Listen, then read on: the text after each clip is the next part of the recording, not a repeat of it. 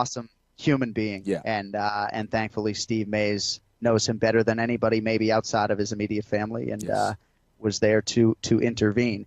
So in sort of putting a bow on Khabib Nurmagomedov, and later in the show we will talk to Brian Stan, so we will continue the 223 recap sort of after we make picks on Glendale. But it's very interesting to assess this performance from Khabib Nurmagomedov because he really handled everything beautifully when it came to the rumored 5 different opponents. Dominated this fight. You know, I don't have an argument with a 50-44 or a 50-43. I thought the jab was outstanding, even though at times his team didn't necessarily love what he was able to do with the jab. But you can't take a guy down every single time you try, even if you are this otherworldly talent. And I think all things considered for Khabib, he didn't get the finish, but this was a pretty clean performance. And the notion that a little shine is off of this guy, maybe you're in that camp. I'm certainly not in that camp just yet. Oh, geez. I mean, there's so much that you said right there. Let's go back. Let's go to the fight itself, okay? And again, we'll go back to Joe Rogan and whatever he said. This is a difficult thing, and Joe's been doing this a long time. He's the best, right, at getting people excited for fights and calling fights. He really is.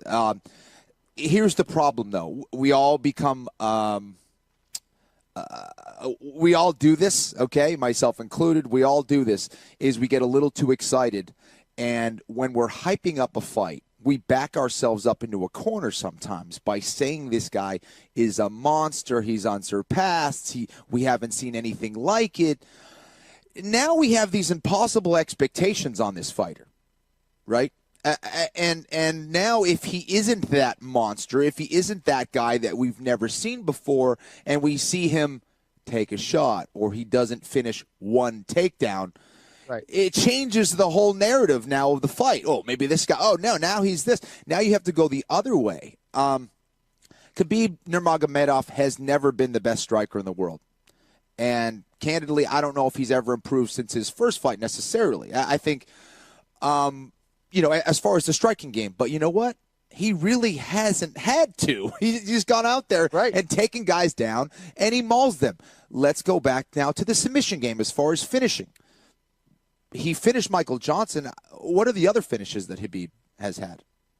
No, he has one performance bonus, Kenny, in 10 UFC appearances, and that was in his last fight against Edson Barboza. Right. So we need to make sure that when we're talking about these fighters that we don't go overboard too much, because it's not going to it does a disservice to the fans, but also does a disservice to the fighters themselves.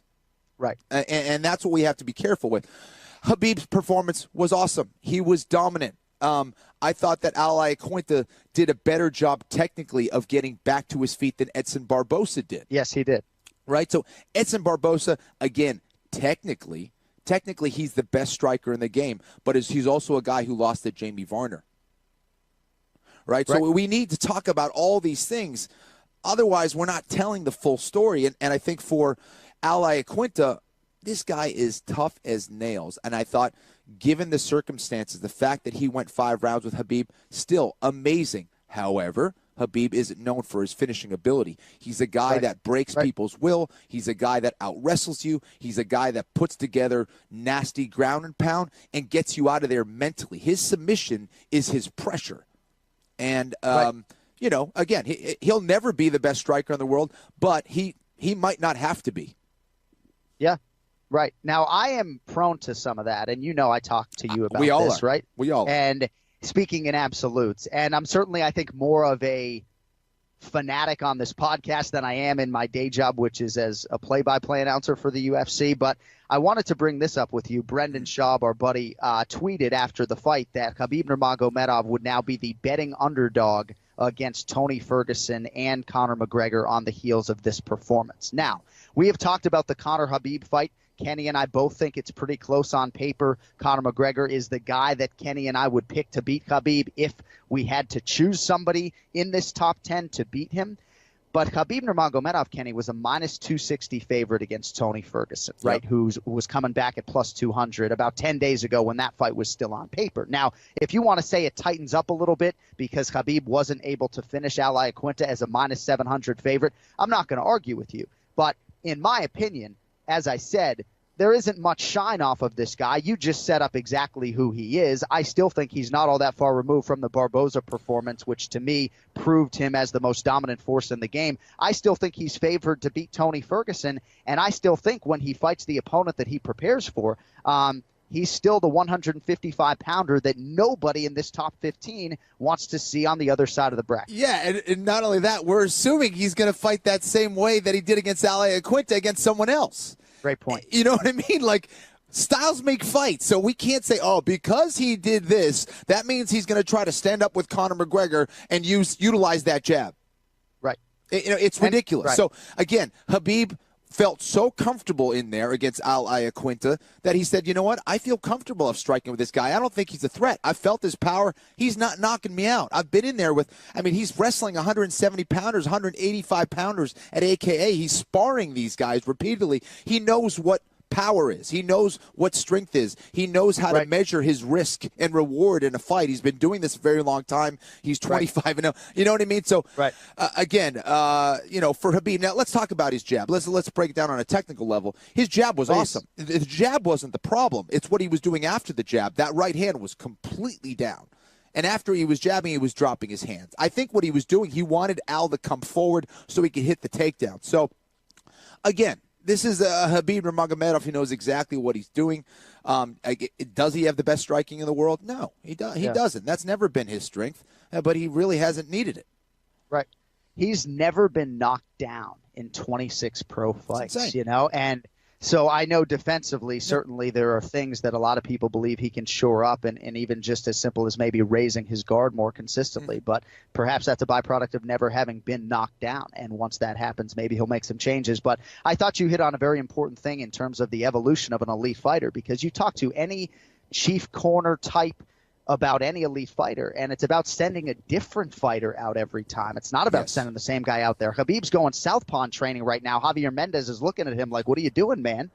It is a constant evolution, and hopefully Khabib can just stay active. He has mastered this weight cut now, and that is a very good thing. So hopefully we get Khabib at least once more here in 2018. We'll circle back more to him later, Kenny, but I want to segue to Rose Namajunas and Joanna Jędrzejczyk. Wow. And I would think that this would be even more satisfying a win for Rose. In fact, I know it is because I was texting with Pat Barry last night. This is an amazing result that she would be able to beat Joanna Jędrzejczyk in a kickboxing match like this. And forget about the numbers and what they say, right? This was a clear 3-2 in my mind for Rose Namajunas. And I just have so much respect for this 25-year-old and the way she carries herself and the way, despite being admittedly as emotional as it gets, she can still succeed in the toughest sport in the world, man. A lot of respect for Joanna in defeat, certainly, but Thug Rose Namajunas does it again, my man. One of my favorite fights of the year. This was a very technical fight. For Joanna, you could see she was very, very nervous. She typically is kind of a slow starter, in my opinion. But she seemed way too jittery. Rose seemed very calm and composed. But more than anything else, John, I think the big difference between these two women, Joanna was fighting, and Rose had a plan. She kept going to the same combinations. Why? Because she knew that Joanna was exposed with that left hook.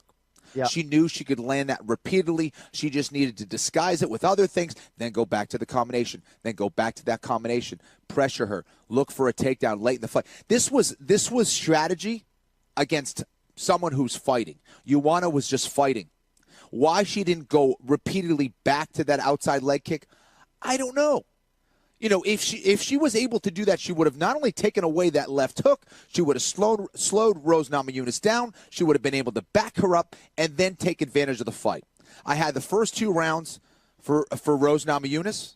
I had the next 2 rounds for Joanna Jędrzejczyk. That fight was coming down to that last and final 5th round. Yep. And it was Rose. It was Rose who was able to back her up, ignoring the pain I'm sure that she was feeling a little bit in that lead leg. Joanna was not attacking it, so she was free to come forward, keep continuing to land some nice combinations on the inside on Joanna. It it was interesting because if you look at both these women, you look at both their backgrounds, you'd think that Ioana would be able to punch a lot harder. The difference was the boxing skills of Rose. She was landing some heavy shots. She was backing up Ioana. She got her respect for their power early, reminding her of that knockout back in New York the first time around. And hitting that takedown in the 5th round was just a thing of beauty. This was just a perfect game plan from Rose Namajunas and her team.